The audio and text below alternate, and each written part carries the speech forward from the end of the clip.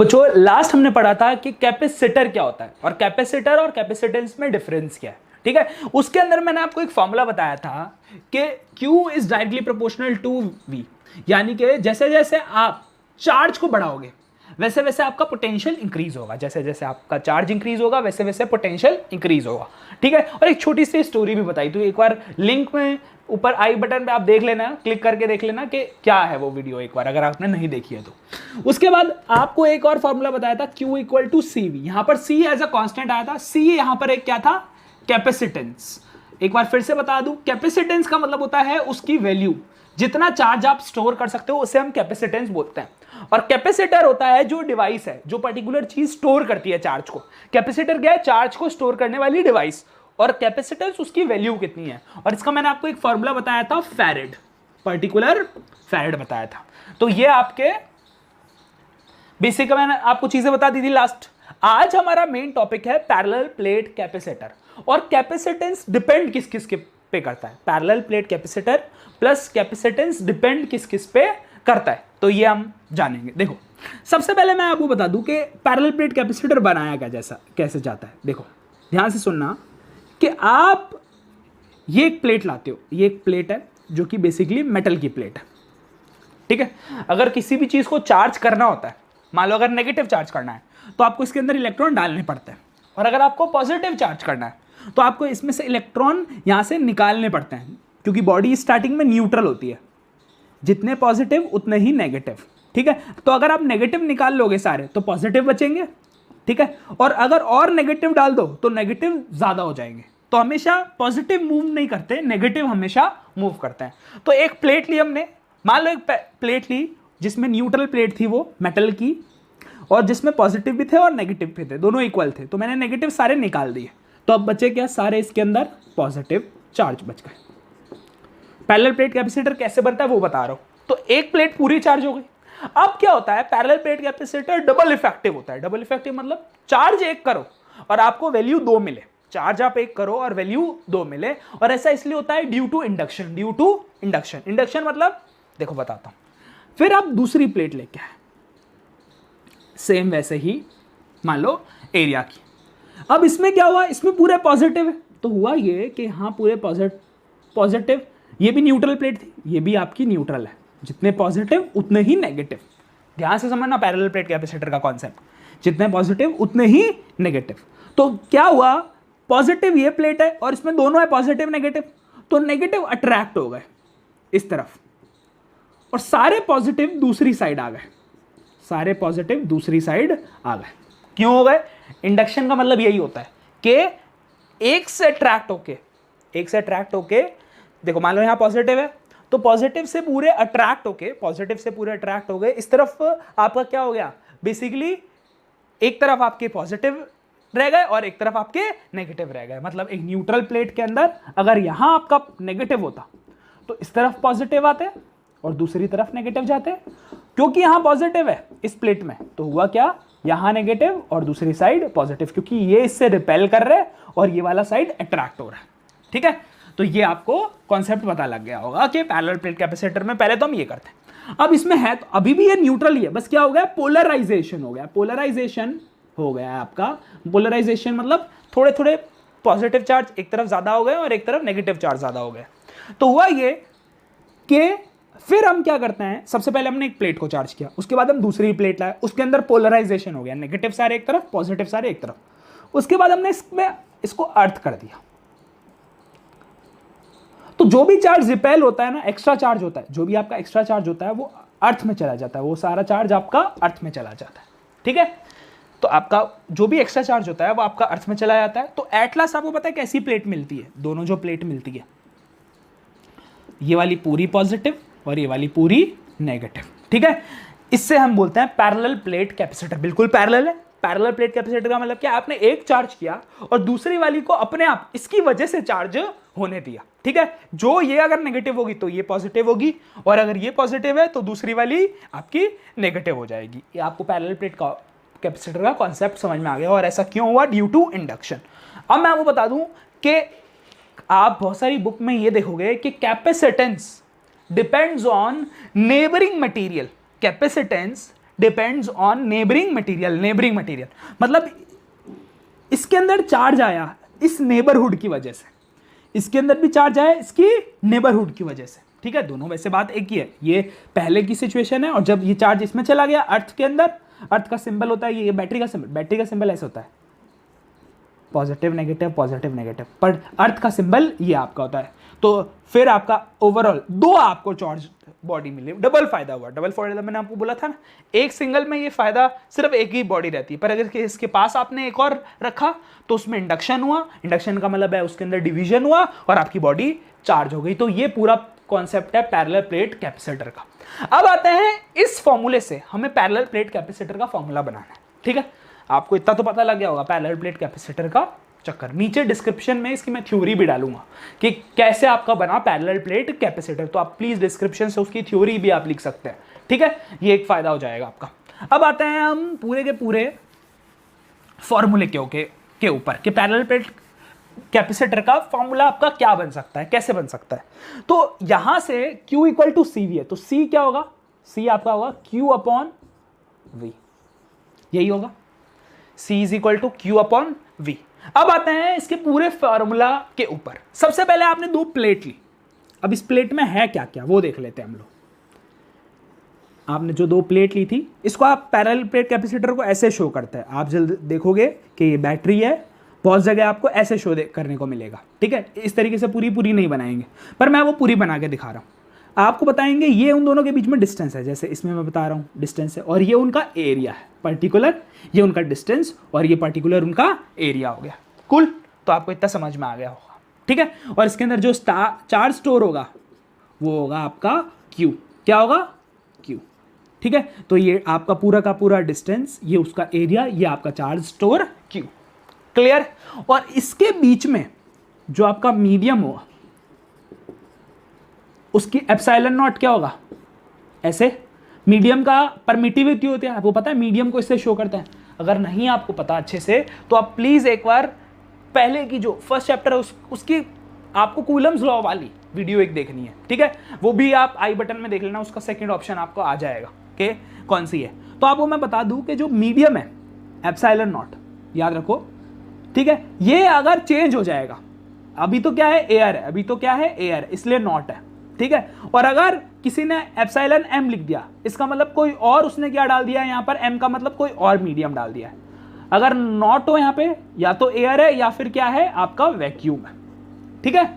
तो ये बीच का मीडियम है। आपको समझ में आया कि इसके अंदर चार्ज स्टोर होगा Q, इन दोनों के बीच का डिस्टेंस D होगा, इस पूरे प्लेट का एरिया A होगा और मीडियम एप्सिलॉन नॉट होगा। अब आपको मैंने बताया था यहां नेगेटिव चार्ज स्टोर होगा, तो यहां से यहां तक क्या आ जाएगी आपकी electric field. Yes, positive to negative क्या जाती है आपकी इलेक्ट्रिक फील्ड। इलेक्ट्रिक फील्ड दिखाई देती है, नहीं इलेक्ट्रिक फील्ड दिखाई नहीं देती, उसको सिर्फ हम क्या कर सकते हैं वहां पे ऑब्जर्व कर सकते हैं। एक पर्टिकुलर जगह पे दो प्लेट्स के बीच में हम इलेक्ट्रिक फील्ड को ऑब्जर्व कर सकते हैं। आपको ये समझ में आ गया होगा, तो ये आपकी इलेक्ट्रिक फील्ड है, ठीक है। तो बच्चों अभी तक हमने ये जान लिया कि आपकी एक प्लेट होगी, फिर दूसरी प्लेट होगी, दोनों का एरिया क्या होगा, ए होगा आपका, इसके अंदर जो चार्ज स्टोर होगा वो आपका क्यू होगा, ठीक है। मान लो ये आपकी प्लस है और ये आपकी माइनस है। कुल अब आपको यहां से यहां तक क्या जा रही होगी, पॉजिटिव से नेगेटिव, ये आपकी जा रही होगी इलेक्ट्रिक ई वेक्टर, यानी कि इलेक्ट्रिक फील्ड। इलेक्ट्रिक फील्ड हमें अब क्या बनाना है, formula of parallel plate capacitor, ठीक है। तो हमें इतना पता है इसका चार्ज ये है और इन दोनों के बीच का डिस्टेंस d है। कुल अब आते हैं हम, इलेक्ट्रिक फील्ड का एक फॉर्मूला होता है पोटेंशियल पर यूनिट लेंथ या पर यूनिट डिस्टेंस, ठीक है।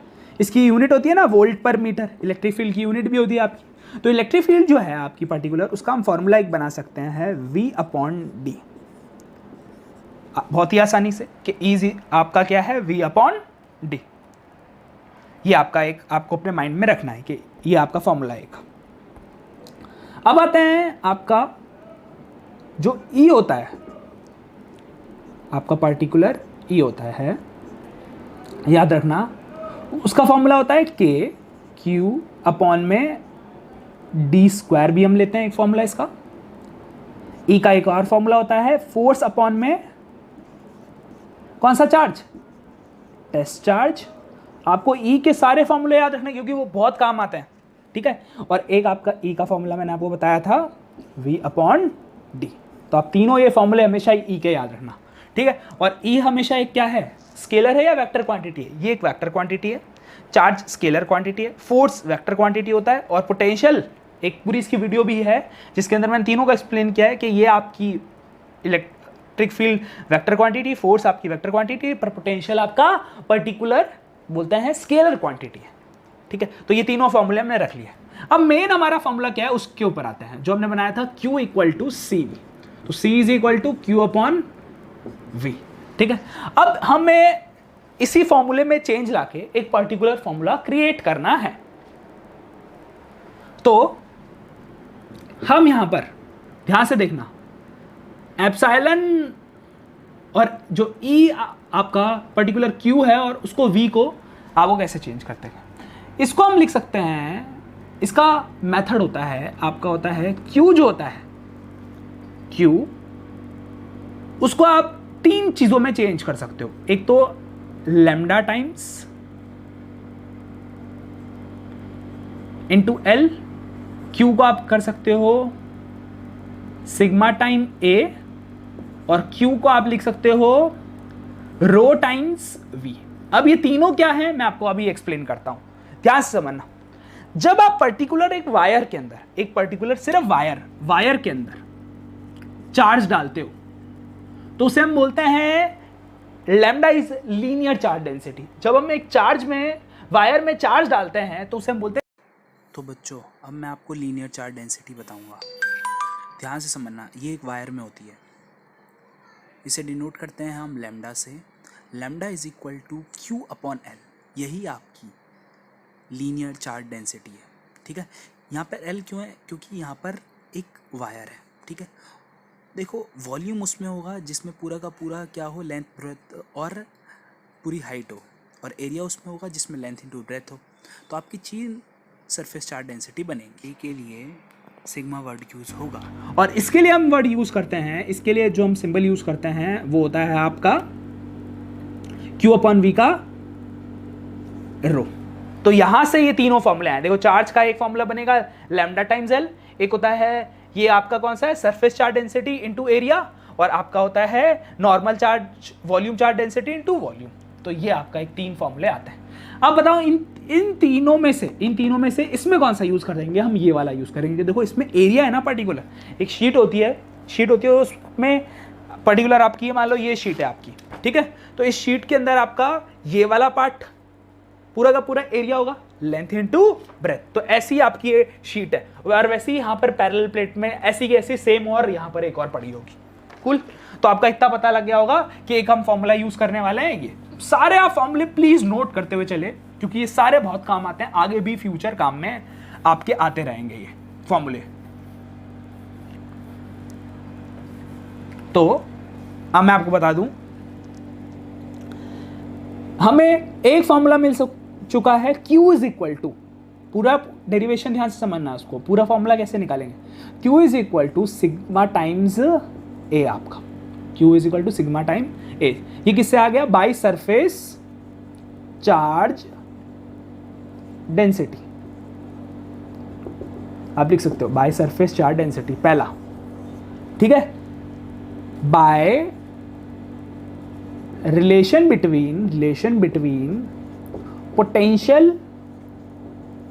एंड इलेक्ट्रिक फील्ड आपको मिलेगा E is equal to V upon d. Clear. तो इस फॉर्मूले के अंदर हम पुट करेंगे दोनों फॉर्मूले, इस जो आपका नॉर्मल फॉर्मूला था बाय एक surface charge density by electric field, यहां पे आपका हो गया सिग्मा ए, और यहां पे होगा आपका E इंटू डी। ये दोनों मल्टीप्लाई हो गया आपस में, और आपका एक फॉर्मूला आ चुका है। ठीक है, ये भी एक एक्सप्रेशन की तरह यूज होता है। अब इसको आगे कैसे बढ़ाना है वो मैं आपको बताता हूं। अब हम क्या करते हैं, आपने ये नोट कर लिया, इतना नोट कर लिया, बस आपको लिखना लास्ट में ये है, एज वी नो कि इलेक्ट्रिक फील्ड आपकी होती है, इलेक्ट्रिक फील्ड आपकी होती है sigma upon epsilon naught for two plates, ये आपका एक फॉर्मूला है, sigma is equal to epsilon naught upon mu upon epsilon naught. ठीक है, ये कहां से आया, मैंने आपको भी एक फॉर्मूला बताया था, E इज इक्वल टू के क्यू अपॉन डी स्क्वायर। ठीक है, अगर हम इसको पूरे को चेंज करते हैं फॉर्मूले को, तो एट लास्ट ये आपका ये वाला फॉर्मूला बनता है। ठीक है, वो आपको चेंज करके दिखाने की जरूरत नहीं है। तो इस फॉर्मूले को हम इस के अंदर डाल देंगे, तो क्या आपका आएगा, बाय दिस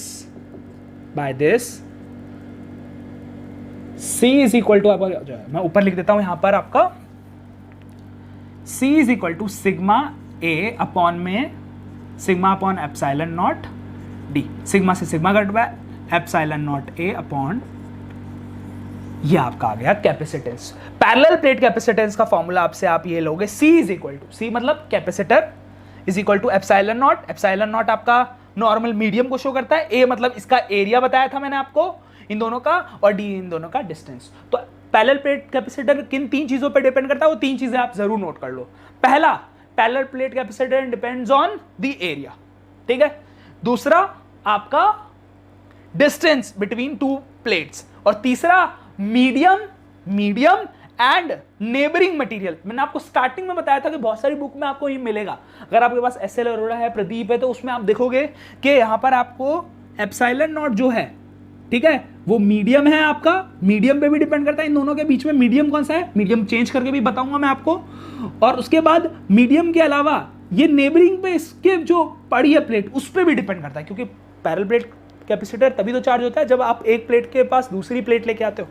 तो नॉर्मल अब से फॉर्मूला ये होगा, C is equal to epsilon naught A upon d, area upon distance. Cool. अब आते हैं इनके ऊपर क्वेश्चन किस टाइप के आते हैं, याद रखना इस चीज के ऊपर आते हैं कि क्वेश्चन किस टाइप के आएंगे। और आपको एक चीज हमेशा याद रखनी है कि इसकी यूनिट क्या होती है, फैरेड। कैपेसिटर की यूनिट क्या होती है आपकी, फैरेड।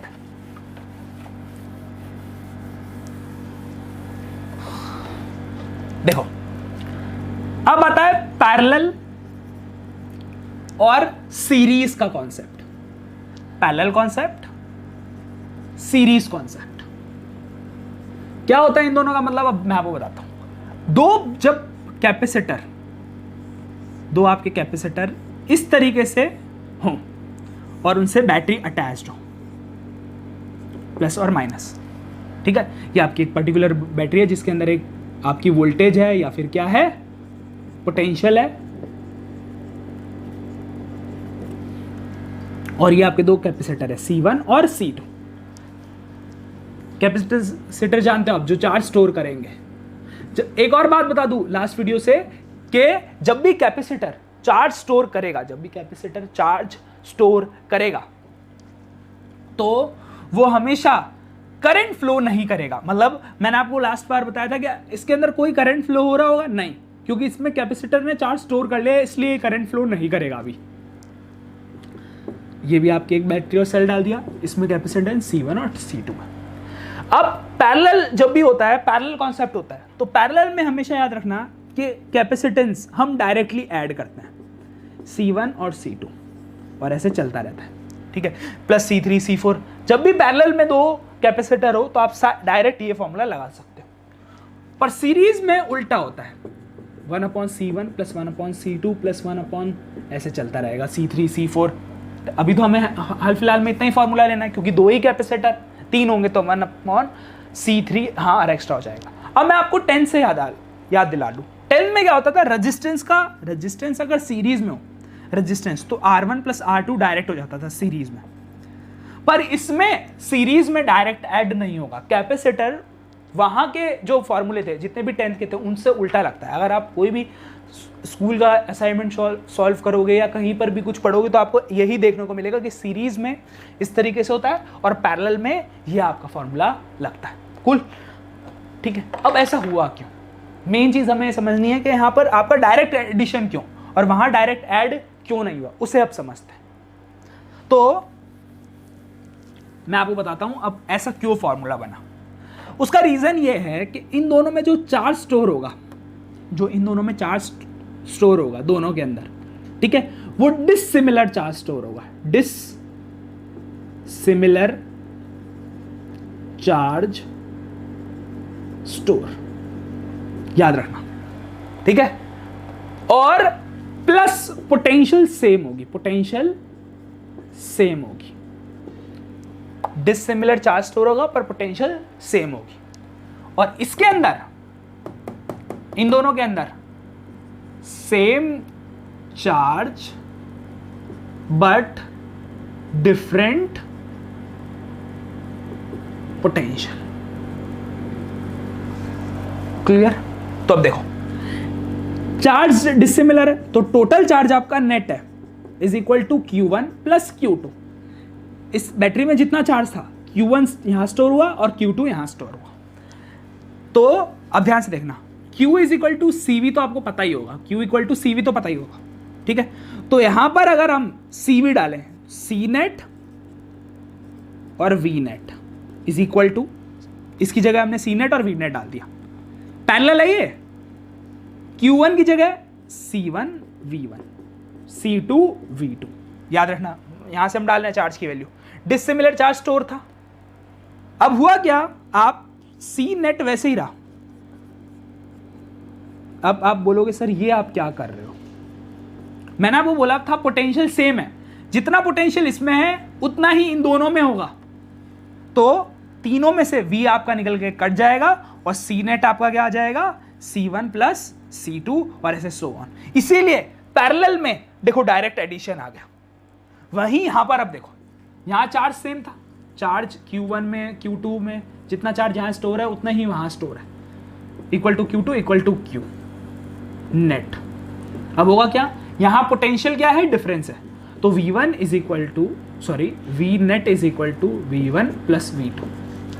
इसे हम लिख सकते हैं, V नेट को हम लिख सकते हैं, V की वैल्यू अगर Q इक्वल टू CV से निकाले तो यहां पे आएगा Q net upon C net. ये नीचे आ गई, यहां पर आएगा Q1 plus C1 plus Q2 upon C2। और मैं आपको बता दूं तीनों सेम है, ये दोनों और ये भी सेम है, Q net is equal to ये तीनों सेम है, तो तीनों में से कॉमन होके कट जाएगा और आपका फॉर्मूला आखिरी में क्या आएगा, 1 upon C net is equal to 1 upon C1 plus 1 upon C2, और ऐसे आप डिराइव कर सकते हो। तो ये आपका मेथड है।